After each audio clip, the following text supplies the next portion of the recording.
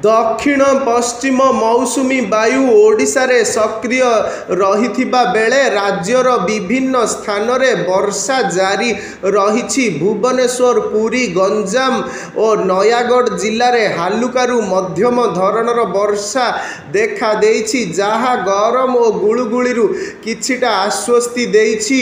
बंगोपसागररु बहुथिबा आर्द्र वायु प्रभाव रे आगामी दिन रे वर्षा बढ़िबा संभावना रही। भुवनेश्वर स्थित आंचलिक पाणीपाग केन्द्र अनुजाई वर्षा जोगु राज्यर दिन तापमात्रा 2 ରୁ 4 डिग्री सेल्सियस ह्रास पाइब। गत किछि दिन धरी राज्य रे गरम और गुळुगुळी अनुभूत हेउथिबा बेले एही वर्षा जनजीवन को किछि आश्वस्ति देबो बोली आशा करा जाउछि। भुवनेश्वर और कटक रे आकाश मेघाच्छन्न रहिथिबा सह किछि स्थान रे बिजुली और घड़घड़ी सहित वर्षा हेउछि।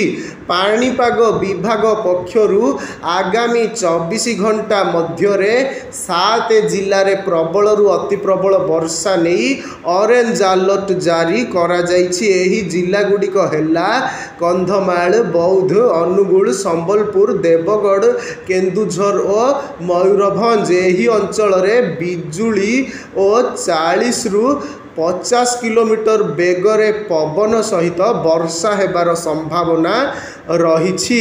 एहा सहित अन्य 19टी जिल्ला को हालुकारु मध्यम वर्षा नहीं येलो अलर्ट जारी करा जाइछि। बंगोपसागर रे सृष्ट घूर्णिबलय और लघुचाप प्रभाव रे राज्य रे मौसुमी सक्रिय रही। चलित वर्ष मौसुमी निर्धारित समयर 10 दिन पूर्वर ओडिशा छुईथिबा नहीं भुवनेश्वर आंचलिक पाणीपाग केन्द्र सूचना देइछि।